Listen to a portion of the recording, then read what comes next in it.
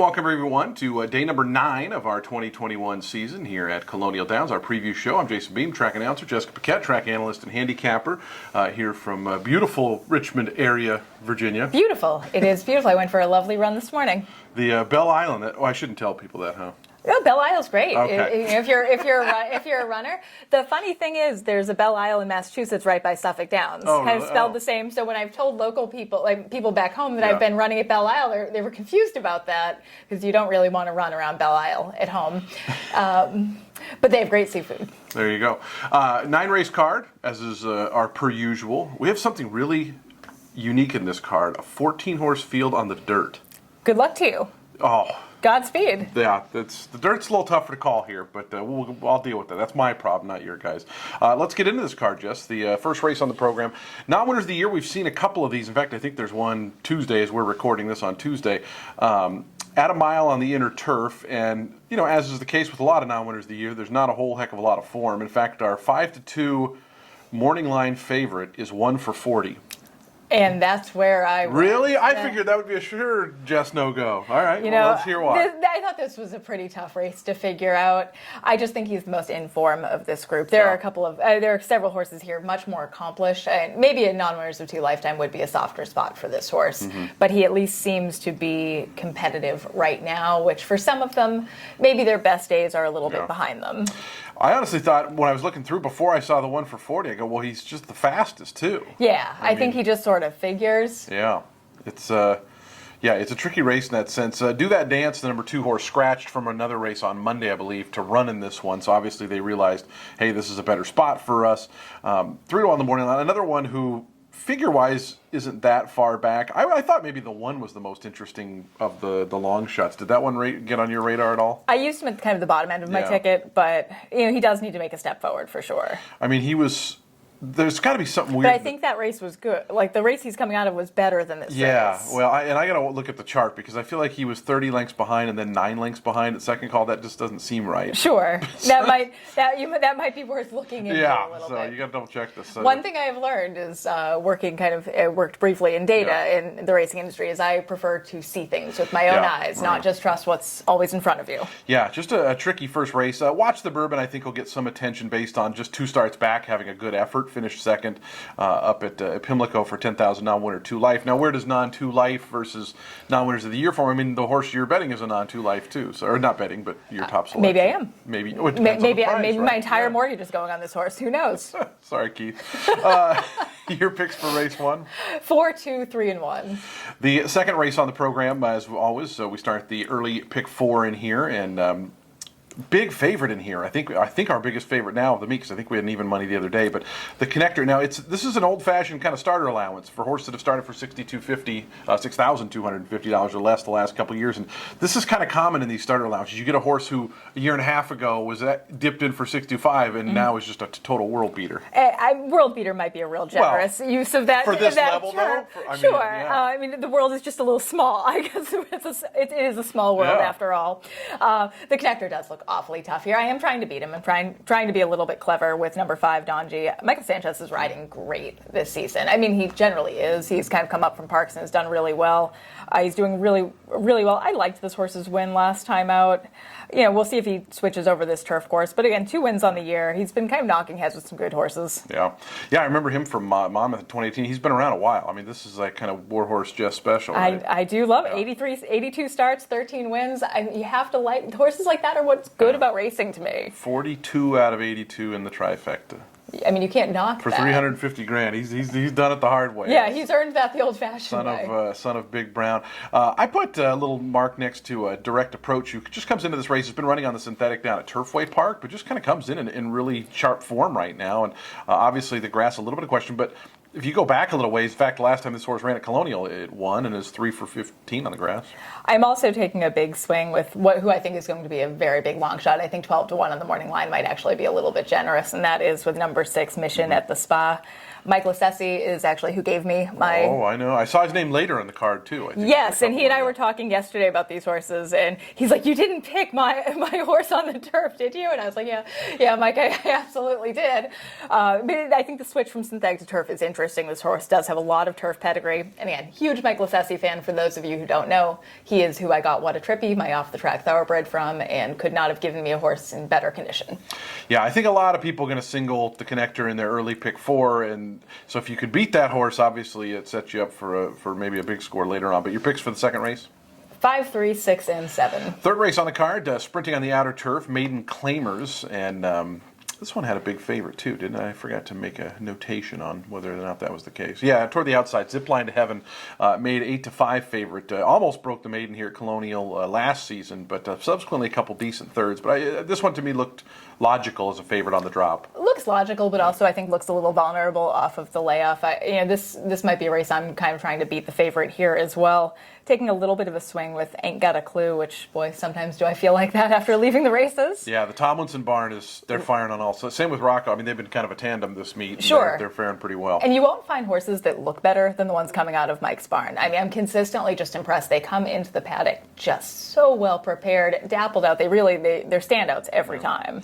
Yeah, I thought that one looked interesting. They're adding the blinkers too. I mean, the old adage is, it puts more speed into it, but isn't it more about focus? It's than focus. Speed? Yeah. It's keeping them from getting distracted or looking around, and that depends how big the blinkers are. There are a lot of variables for sure, and it can give them more speed because it does give them kind of tunnel vision in front of them. The one horse Great Affair, we've seen some Charlestown runners come in here and make a little bit of noise at the meeting. This horse really opened up in the debut before getting caught late. They took some money that day in a field of 10, so obviously I think they were expecting some good things out of this horse, and I thought altogether it was a pretty decent debut. I think the speed from the inside, we'll see how that plays on the turf. They've all been, speed horses have just not been going on here. Especially kind of from the inside. It's not an advantageous draw if that is going to be your go-to, but this is his first time on turf, so maybe his running style will be a little different. We're just seeing lots of winners come 3 wide from off the pace, and it almost makes me think Rambert on Monday ran even a bigger race. She might have. She's a nice filly. That was a good group of horses. Those two, I said I was proud of myself in the pre-race because that Cavalier Cupid was just so professional that first win, and same thing. I mean, just not a lot of wasted movement, and just looked good down the stretch. But anyways, your picks for the third, I should ask. 3, 1, 8, and 7. 318 Shreveport area code. I register all 3 numbers by area codes. Yeah. You announcers. I know. You people are well, so you said strange. Racetrack Rain Man the other day, right? You're the same way. Don't act better than me. Oh, yeah, no, at dinner last night I brought up a horse that literally raced like 23 years ago, convinced that I could remember like particular details about him. Yeah, see, we're all psycho. Yeah. The fourth race on the card, Inner Turf, maiden $10,000 runners, and Graham Motion had a firster in who's in this race. They debuted for 25. They paid 90 for it. Now it's all the way down to 10. I didn't like the trip this horse got. It was kind of between horses the entire way. I thought this was maybe a little bit of a wake-up special, which with Graham it's hard to get a price here, but maybe. Oh, I'm giving this horse another chance here, dropping down a notch. Kind of a mediocre debut, but she looked pretty green as well, in addition to not getting a great trip. Sometimes I think with these younger fillies in particular, when they get jostled around or kind of in tight, they just say, no, thank you. I'm going to back myself right out of here. And I'm giving her another shot. Michael Sanchez will pick up the mount here. I think the cutback in distance also doesn't hurt her at all. What I've noticed about, kind of fighting, I'm very attracted to speed. And so I've noticed that we all have a type, Jason. I know, and you like I like them quick. You like them fast, but I like the number 9, Katie's Last Dance. Real double entendre there. I might have to get the edit button out for this broadcast. You know what, though? Hey, it's week 3. Imagine what week 7 is going to be like.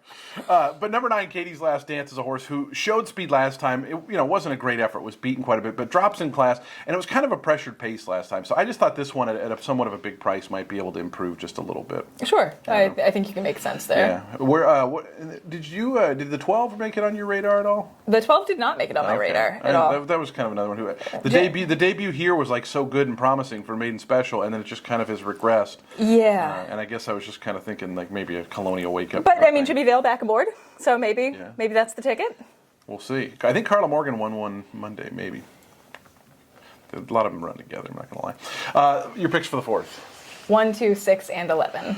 The fifth race on the card, we start the 50-cent late pick 5, and this was the 14-horse field on dirt. And it was just funny because I saw dirt, and I started going through, and you start looking, okay, and 2 looks all right, and then next thing I'm like, geez, how many's in this race? And there's 14 of them. Yeah, it's a full bunch. Oh, man, it's going to be really interesting because, I think the biggest dirt field I think I've ever called here is 10. And even that because it's just such a unique course, right? It's so big, the turns are sweeping and stuff like that, but and it's 6 furlongs too, so it's not like it's the biggest run to the turn, because our 6 furlongs is about halfway down the back straight. Yeah, you're going to have a hard time getting through the whole field. Well, I'm talking more just for the horses and the handicappers. I mean, obviously there's liable to be a scratch or two, but I thought it was a good puzzle. In addition, I saw there was a Michelle Level horse coming off like a 3-year layoff. I thought that was kind of interesting. I think I used that horse. I'm pretty sure I used that horse. Yeah, I sure did. I mean, she just strikes me as the kind of trainer that's not going to bring one back unless it's really ready and going to run. She's a good horsewoman. You notice it in the small things. Yesterday, waiting for when there was an inquiry when her horse won the stakes race. The first thing she's doing is giving her horse water out of the hose. It's the small things that you can really tell a lot about what kind of horse person someone is. Who was your top pick in here? My top pick was number 11, El Zopalati, wheeling right back. After a huge win. Huge win. So this horse, I think, either wins again or bounces real bad and is nowhere to be found. So that's kind of, as a handicapper, you pick your poison a little bit. But I do like non-winners of 2 lifetime right after breaking the ice. Sometimes you get a little bit of momentum. And again, big effort. We'll see if he bounces. Yeah, I mean, it was a big figure. That figure wins this race, I think, pretty easily. And after the 3 turf races that horse ran, it's almost like kind of a different horse at this point, right? Because the first dirt races were all career starts 1, 2, and 3 at Gulfstream, and against, I think, some tougher competition too. Okay, that was Gulfstream spring meet, so that's a little bit tougher than what he's facing here. I like the slight price drop too. It just they didn't get big headed off the big huge win. Yeah. Come right back. I thought the 6 was a little bit interesting. Just Chitu as maybe a little bit of an option. Kenneth Huffman's horses have been running all right. Debuted for maiden 15 and won at Delaware on the dirt. They tried the turf last time, total debacle. Maybe it's just, hey, get back to dirt.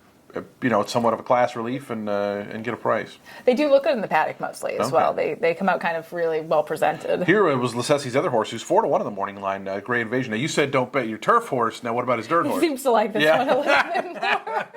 I like both. I'm again big Mike fan. I wasn't expecting to see Mike here at Colonial Downs, and on our first day here when we were getting oriented, I walked in, I heard a voice I thought I recognized, and I was very excited to see him. And the horse is in good form. I mean, it hasn't been off the board since February, 6 starts ago. So if this man could get What a Trippy to win races, I'm pretty sure he could get anything to do it. I actually highlighted the way outside horse too, Optimal Courage, the Tampa runner. Again, same thing. Broke the maiden. They tried non-winners of 3 out of condition. It was that 2-day Tampa meet, so I'm sure they just needed a race while they're down there, kind of thing. But I don't know. I just thought there was a lot of ways to go. This is sure. El Zipolote stands out if repeats, but other than that, that's a question mark. That's a huge question. Yeah, 5th race picks, Jess. 5th race, 11, 12, 4, and 2. The 6th race on the card, we start our 50-cent late pick 4. We're sprinting 5.5 furlongs on the outer turf, and it's fillies and mares. We got a Shug Firster in here, I think I saw. There's actually a pretty nice little group. Tomlinson's got one in here, and Mike Stidham to the outside with one that he got from Linda Rice at Belmont. This is a really interesting race, and I did go with the Shug Firster. That is number 3, Flying Fortress. Terrific pedigree on this one. Half to graded stakes winner, Enola Gay.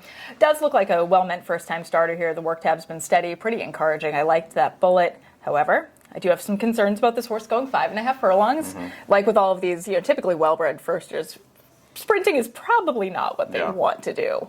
But she's worth a look, and I'm really interested to see what kind of body type she has. The Uncle Mo's do tend to be a little bit longer, lankier, like rangier type, but we'll see.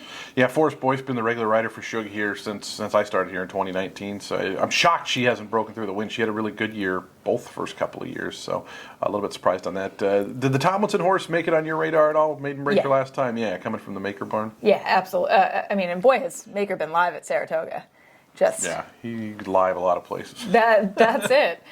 This one does have an experience edge, but switching to the turf is interesting. Again, live barn. Yeah. Lots to like there. I would not talk you off this horse, especially. Is that 8-1? Yeah. I would take 8-1 on this horse all day. All right, Murph, you're up for it. We should talk about Wild America, the 9, who was a $400,000 Keeneland purchase. They ran one time, very bad effort. And they switched trainers. I don't know if it was a sale of the horse, but not in for a tag. Obviously, with a filly, you don't want to, because there's breeding opportunities even if they can't run. So I feel like this is maybe a go against, but that's just me. This is what I want to see in the paddock. I mean, it kind of checks a lot of boxes. The dam has been a really solid producer, several six-figure earners. You kind of wonder here if they're just trying to get this horse some maiden wins, and then she goes off to the breeding shed, which is sometimes the case with some of these well-bred or horses that are more meant to be producers. We used to see that at River Downs a lot. You get horses from Churchill who just couldn't win down there, and they'd ship to River Downs, run a maiden special weight. Now they were a winning daughter of APMB, which is... That was Christophe Clement's move at Suffolk Downs. The amount of beautifully bred fillies that could not run a lick that would come and break their maiden at Suffolk Downs and then go off. I remember Big Brown's half-sister. That was the one that stuck in my mind for whatever reason. Your picks for the 6th race? 3, 9, 5, and 8. The 7th race on the card, an optional $25,000 race, mile on the dirt track, and I love these dirt miles and 7 furlong kind of races. Brett Calhoun, who we haven't seen a whole lot of, just a couple starts, and really hasn't made much noise yet, has got a real high-priced horse that was a nice maiden winner at Lone Star last time for Raylu Summer Splash. Did that horse hit your board? Top of my ticket. I love this horse stretching out to 2 turns. This is a horse seemingly bred up and down to go a little bit longer. That maiden win sprinting was very impressive, and I think sometimes an incident of a horse just being much the best, even not doing maybe what he's meant to do. Real interesting horse, Bel Tapissiere, who I believe we saw a couple years ago here. Kieran McGee had the horse, and it went on a 4-race winning streak. He went on a 4-race winning streak at Laurel and Pimlico. Got claimed, didn't run at all, and then got claimed back, but now is back in Kieran's barn. I wonder if there's something he maybe has a key to with this one to wake up Bel Tapissiere. I am looking forward to seeing Kieran McGee. Yeah. Kieran McGee trained my other off-the-track thoroughbred, Puget Sound, early in his career, so I have some questions. Who's going to train your third off-the-track thoroughbred? I mean, at this point, Neil Morris is really high on my list. Yeah, there are a few. All right. I should mention Guillaume the 3, Mike Stidham horse, who broke its maiden in a little stake here at Colonial last season, one of the 6 days we ran last season. Really ran poorly in the subsequent 2. Sure. So excited to see this horse back here, back on the dirt, and maybe a little bit more realistically spotted. I mean, and has been gelded since a little brain. I'm a big fan of a little brain surgery, and you kind of look in this horse's pedigree, and you go, oh, you wonder if maybe he was a little exuberant to handle. All right. That maybe he'll be a little more focused now. Your picks for the 7th, Jess? 5, 3, 7, and 1. The 8th race on the card, a classic Colonial 14-horse extravaganza non-2 sprinting on the turf for the fillies and mares. And I was kind of interested in a couple of the horses way to the outside. Mike Stidham's horse, I think, is the morning line favorite, Fashion Icon for Dars. We saw them hook up with a firster, Aram, that's it, the other day. But gets this one from Indiana Grand. Did a Fashion Icon hit your board? Top of my ticket. I am a little predictable in what's going to wind up on top here. I think she just looks pretty conservatively spotted here, getting a little class relief and only a handful of starts, which in these sort of conditional races, the less starts, the better for me, because in most instances anyway, because I do think horses get stuck here. Kind of interesting to see a Kitten's Joy with only 1 turf start out of 5. Now, I know they tried the last couple, but sure. And oddly enough, the turf start was the worst. Was very bad. Yeah, the turf start was not good, but it does seem like that was the intent in those last couple of races. So certainly bred up and down for the turf. Yeah, I think the 9 Ladame is going to get some support. Gulfstream turf runners, and obviously the horse is in form a little bit, but there was a few different ways to go there. I thought there was some long shots in here that looked pretty hopeless. There's even a maiden in here, Non-Ware 2, who's been getting crushed at the maiden level, the number 2 Western movie. So interesting entry there, but big full field. Where did you go in this race? I went with the 12 Fashion Icon on top. I'm also using long shot Sherry Oriental from the inside for Douglas Nunn. I think this is one that maybe could get in your exotics or at least ruin your superfecta. Yeah, I mean, it was a maiden special weight winner, Jersey bred, up at Monmouth Park, and it didn't run bad the first time against winners. The last few have obviously been not great. But, this year has not been super, but I really like Doug and David Nunn, so I think they can really do a good job here at a big price. Price horses and non-twos, you got to get creative sometimes. That's it. And honestly, you have to be forgiving. I mean, you really, that's a big quality, I think, in finding long shots. The 9th race on the card, we wrap up maiden claimers on the turf. My favorite race of the day. Jestful's the favorite in here, 5-2, and has been the losing favorite 4 in a row.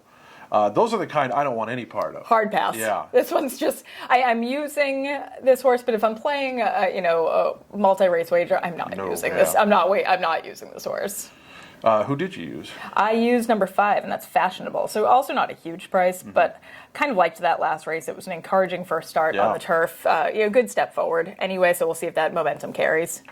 I had a big circle around the number 9, Analyze Your Vision, because this horse just is an odd thing. If you look at the last 2 starts and then the 2 at the bottom, from all 4 of the Monmouth starts are horrendous. Very bad, yeah. Even with the crop last year. Sure, yeah, but I don't all think the that's a whip Tampa issue. starts are pretty darn good. And so I don't know if it's a Tampa thing, if it's just hated the Jersey Short. And Some people do. Yeah, and so, but Kathleen O'Connell, obviously very, very good trainer, and I just thought at a price, if this horse runs one of those Tampa races, is a contender in here. So, little thought. Your picks for race 9. 5, 2, 6, and 9. That is going to close out our preview show and going to close out week 3 as we get ready for, gosh, I guess we're hitting the halfway point. Virginia Derby, not all that far away, August 31st. Make your plans to join us or at least watch. For more information on all things Colonial Downs, check out our social feeds and the website. And hit the subscribe button if you want to get these videos sent right to your YouTube desktop. And the little bell. You got to hit the bell. That's how you get alerted. Oh. But anyways, we'll be back next week. You'll be in Boston, right? I'll be in Boston, and we'll be back. I'll be sitting right here. And we'll see you guys. Best of luck.